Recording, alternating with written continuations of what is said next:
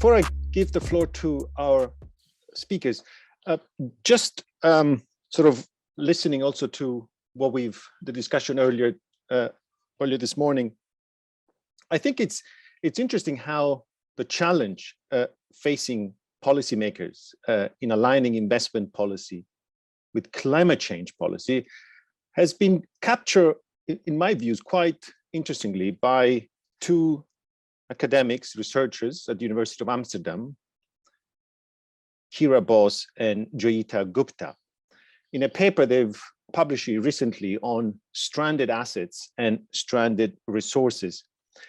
And they basically, Bose and Gupta, state that meeting the Paris objective requires turning fossil fuel reserves into stranded resources and existing investments into stranded assets.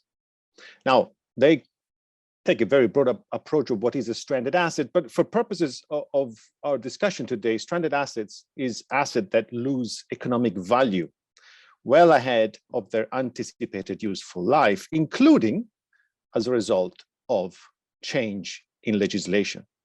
Now, it's quite interesting, and I think everybody will understand how turning existing investments into stranded assets may well go against the several thousand investment treaties that are today still in force, at least if the stranding is done by the state and all its organs. Investment treaties exactly do this. I mean, they do the opposite in a sense. They protect investments against host states' measures that affect their value, particularly through the protection against indirect expropriation and the protection afforded by fair and equitable treatment. Now, the OECD has, the background paper has highlighted, unsurprisingly, that 100 ISDS cases and 7 of the top 10 $1 billion plus damage awards involve fossil fuel interests. So there you have the challenge. And this is a challenge, as Lauge and David have noted, it's a global issue. It's a global challenge, not a national or regional one. And also it's an urgent challenge. We don't have much time to meet and address the problem of climate change.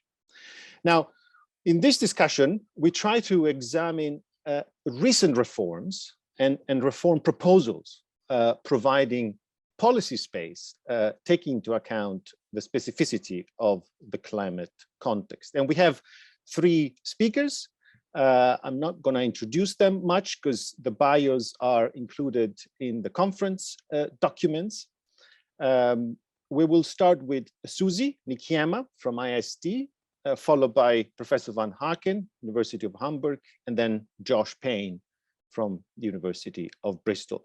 We'll go at least through a first round of presentation, 5-7 minutes each, and we'll try to get some discussion flowing also from the floor. So without further ado, I ask Suzy. Thank you very much, Federico, for this introduction and for very well setting the scene for our discussion. And thanks again to the OECD for organizing this event and inviting me to speak today. I would like to cover the aspect relating to what kind of reform government are taking so far and what have been the impact of such reform, if they have been effective or not. And to start with the first part of my intervention, what are government doing right now? In short, we have seen little innovative treaty practice from government to specifically, and I'm saying targeting specifically, the critical issue of policy space for managing the climate crisis. When I'm saying that, I'm not taking into account the general reiteration of climate objective in some preamble, etc. I'm talking about standalone specific provision targeting climate action. This is disappointing at the first place, but might not come as a surprise since we know the specific risk posed by investment treaties to climate action is only getting real traction into the wider public attention relatively recently as compared to other issues related to the policy space and right to regulate. But I suspect, and I hope, with new upcoming instrument under negotiation or renegotiation, this issue will be more specifically addressed in the instrument. Having said that, we have seen also some new treaty practice from government to try and protect policy space more generally with respect to the environment. And one can say, maybe this is another way also to include the element regarding climate action. However, we have strong reason to believe that these newer treaty practices are not enough to address a problem with the scale, the urgency, and severity of climate crisis, and requiring the degree of government regulatory action as the climate crisis. Just to give you some few data and example from the UNCTAD IIA database that shows, for example, there are no bilateral investment treaty per se that include the term climate change in a standalone provision. There are, it's true, number of treaty language innovation that states have adopted to try and incorporate environment as a standalone issue into the IIAs. I can just give few examples over the 2,500 MAPPER treaty under the database. Just to take few of them, we know that, for example, 143 MAPPER treaty include references to environmental aspect in the treaty preamble. 135 MAPPER treaty mention the parties' state right to regulate in the public interest. More interestingly, we have approximately 240 MAPPER treaties incorporating general public policy exceptions. For example, clarifying that nothing in the agreement should be construed to prevent a state imposing hill for environmental regulation, etc., etc. I can give more examples. But what I want to say is that all these new treaty language are addressing right to regulate and public interest in a broader context and are not targeting specifically the specificities, if I can say that, of climate action needs. So with this context, as the type of treaty approach is effective at protecting policy space for climate action, even when they are just covering broadly the right to regulate. On the one hand, new generation of treaty language, such the one I just described, signals a clear understanding from state of the risk of a policy space imposed by IIAs, and a political will, at least, to try and address and prevent the type of arbitrary interpretations of treaties language that can impinge on policy space. And I see this as a positive move. However, some major critics of this general approach to protecting policy space, including for climate action that can be done at the same time, exist. And for example, firstly, there is the criticism that this is a piecemeal approach, aiming to address discrete issues areas one by one. The second issue is that, and it's a backward looking, taking a kind of whack-a-mole approach of addressing problems, arbitral decisions after they have been made. And the third issue is that they still afford undue discretion to arbitral tribunals to correctly and faithfully apply the new treaty language. And this has been, for example, well described at the first panel of this session. So we all know the recent and famous case illustrated my last point in Eco Oro versus Colombia. I won't come a lot on this for the sake of time, but we know this decision has brought into serious question the effect of this kind of general exception to protect environmental issues. And also, if this has to be relied for climate action, this will pose also the same concern. So it means that it's not enough to have this kind of general exception to really help to rebalance public and private interest in IIA language and protect state effort and state policy space.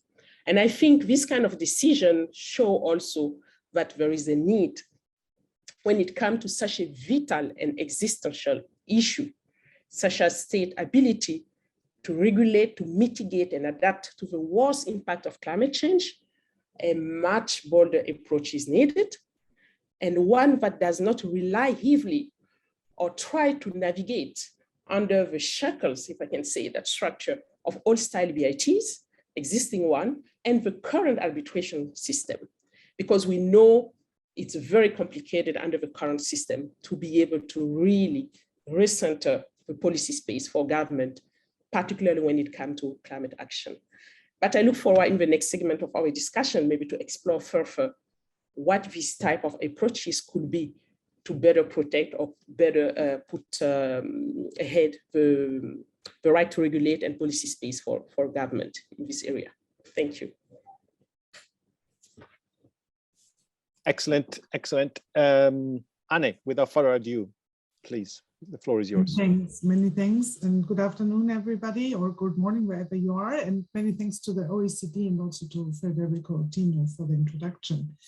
I'm Anne van Aaken, Alexander von Humboldt Professor at the University of Hamburg, and I will be talking on damages and valuation, but I would just like to make some very preliminary remarks, first of which, draw on the first part of this conference. So first of all, of course, when we talk about investment treaties, they're two-edged sword in the sense of that they're negative.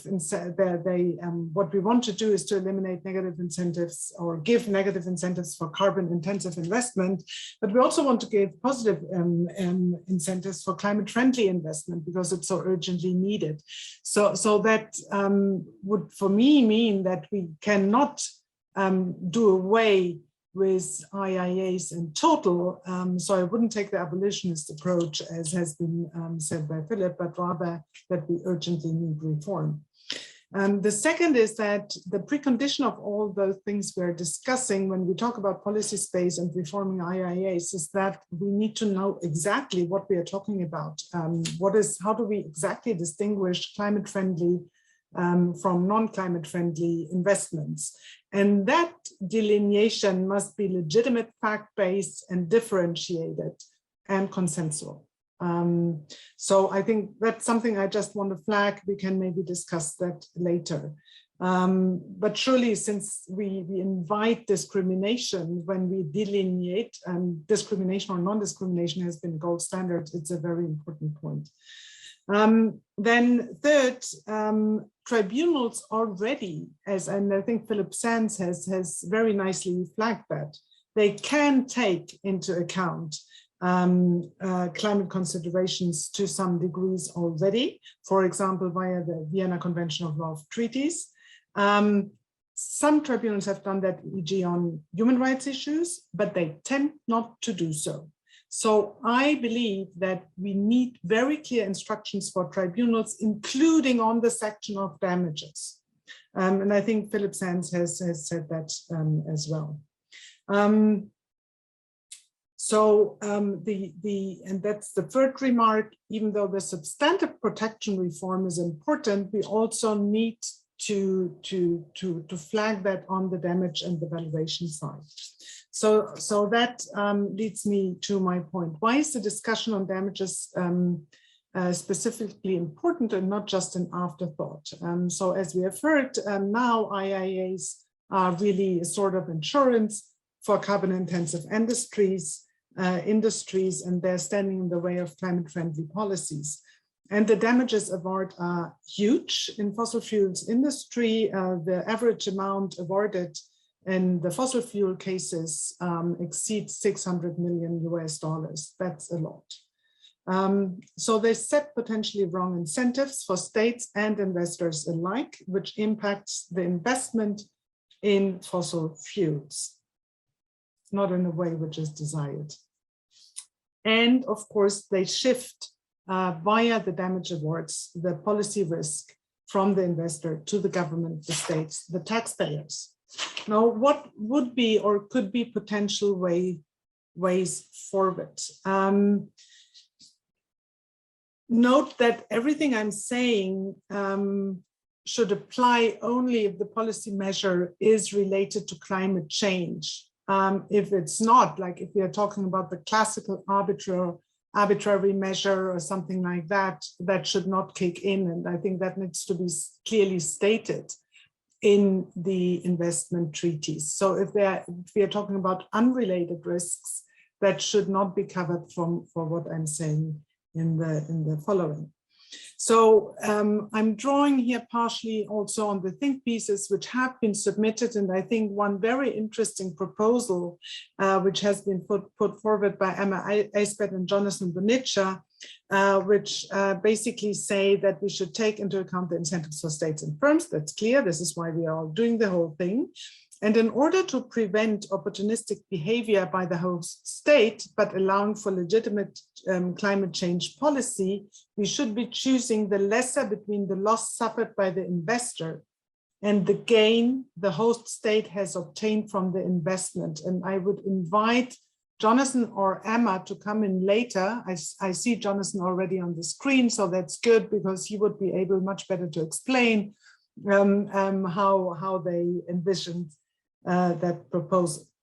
But apart from that, we could think about the evaluation techniques, moving from discounted cash flow methods, which basically lead to this very high damage awards, to capping compensation at the total expenditure actually incurred by the investor for carbon-intensive investments, thus moving to an asset-based model and relying on the book value or the replacement value of the affected assets. So that's one possibility.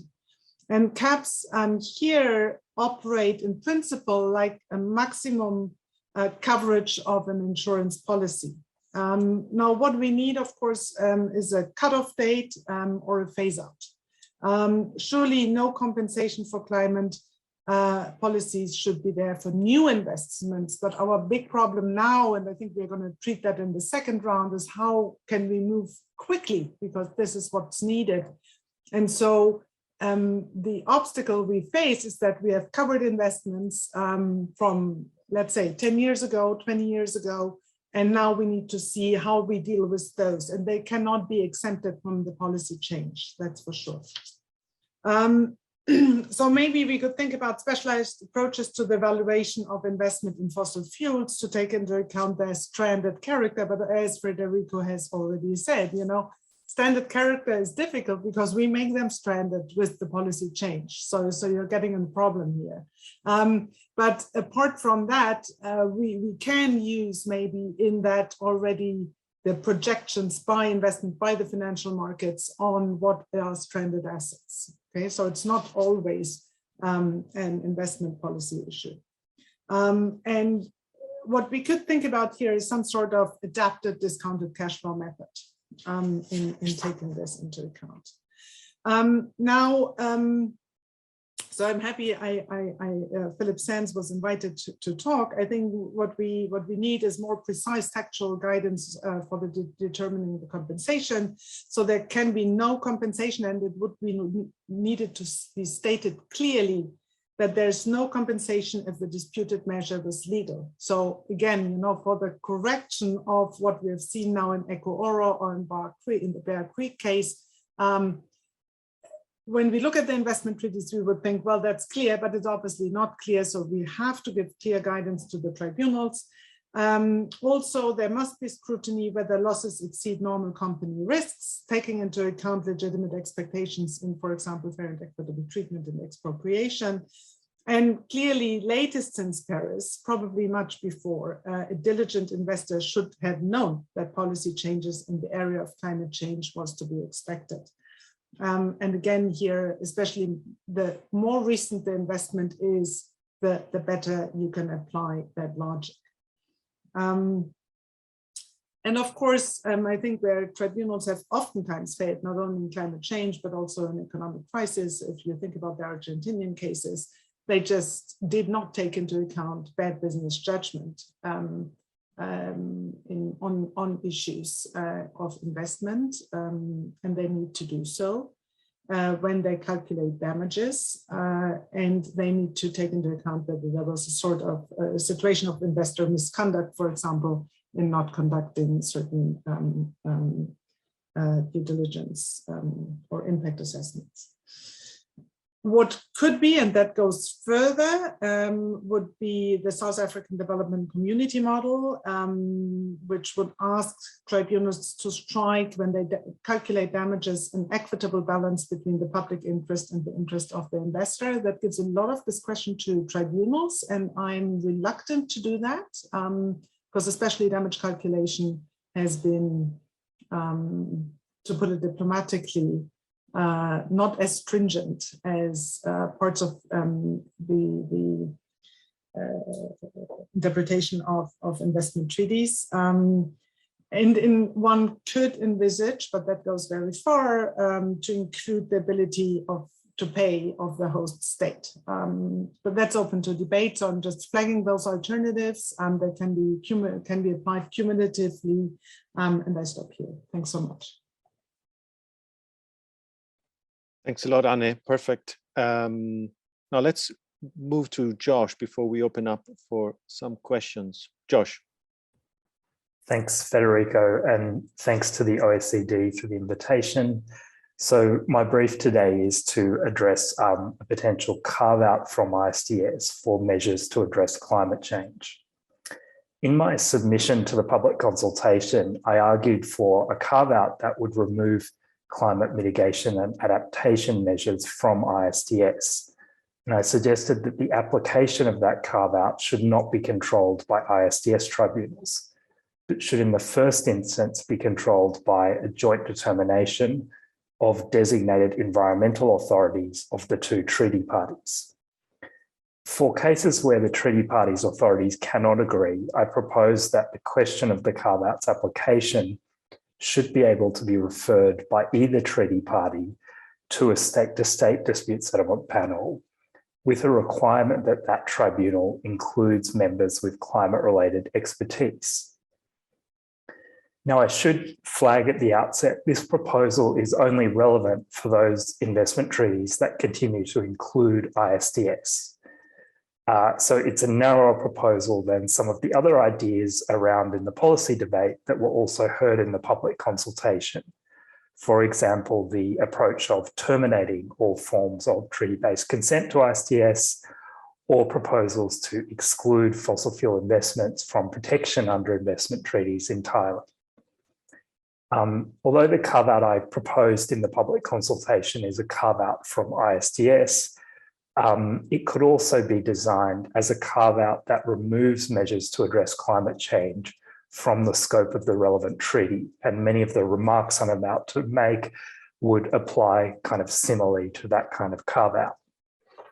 So the most important aspect of this proposal, in my view, is that it would specify explicitly a process to determine the carve-out's application to specific investor claims. And it would remove that question entirely from the control of ISDS tribunals. So you might ask, well, why remove this question from the control of ISDS tribunals? I think most relevantly, ISDS tribunals are unlikely to have the kind of climate-related expertise that would be needed to decide on this kind of carve-out.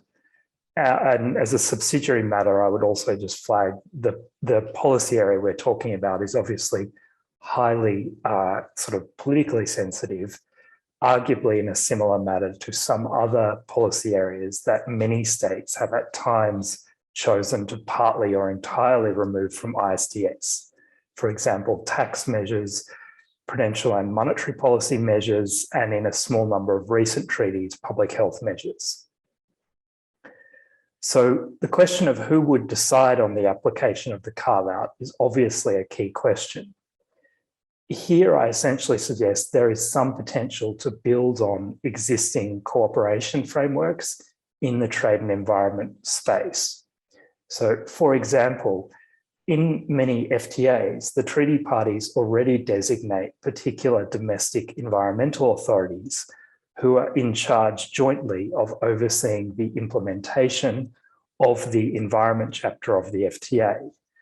And routinely, these agreements then provide for a process of escalation where the first level contact point cannot resolve the issue, for example, to a specialized committee and right up to a ministerial level. Now, one question you may have is, well, why involve a state-to-state tribunal in this proposal at all?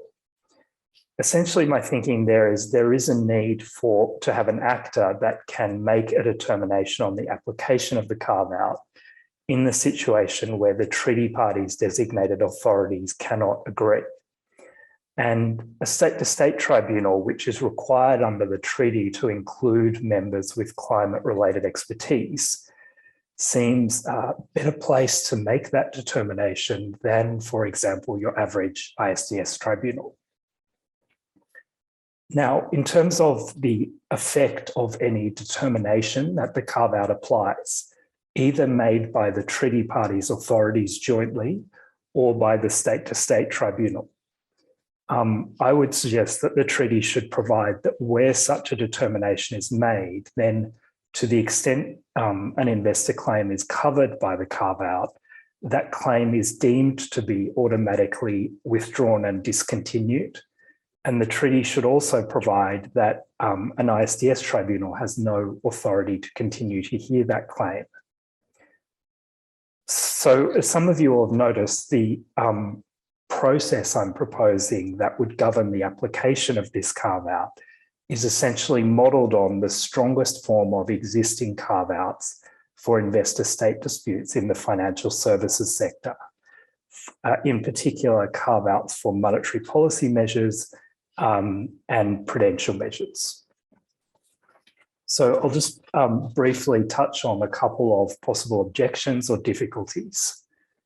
I think an important potential objection is that, look, all areas of state policy are really climate policy. And so it's perhaps unlikely states would be able to agree on such a wide-ranging carve-out. And I think this is a challenge, and it probably requires further sort of debate and thinking in terms of the wording of the initial provision within the carve-out that would remove measures to address climate change from ISDS. So I don't claim to sort of resolve this difficulty entirely, and there were a number of proposals made even within the public consultation. But as a starting point, I guess for further debate, I would suggest that states could provide, for example, and this would be in the part of the treaty that gives consent to ISDS, that no ISDS claim may be brought in relation to a measure adopted by a party in good faith for the purposes of climate change mitigation or adaptation. Now, importantly, the treaty parties in this provision should also try to provide at least some non-exhaustive guidance on the type of measures that are intended to fall within the carve-out. And again, here there were several proposals in the public consultation submissions on particular types of measures that might be carved out from ISDS. And I just also note there's a similarity here with the public health carve-out from ISDS that has been used by Australia in a couple of its most recent treaties, where if you look closely at that carve-out, it includes a clarification that provides non-exhaustive guidance on the kind of measures that are intended to fall within the carve-out.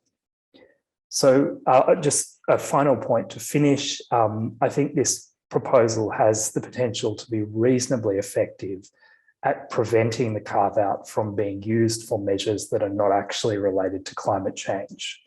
I'm thinking, for example, of, say, a discriminatory measure where climate change is sort of used as an after-the-fact label or a pretextual justification. And that's essentially because in that situation, the home state's designated environmental authorities would be unlikely to accept that the carve-out applies. And I think a competent state-to-state tribunal would also be unlikely to accept that characterization.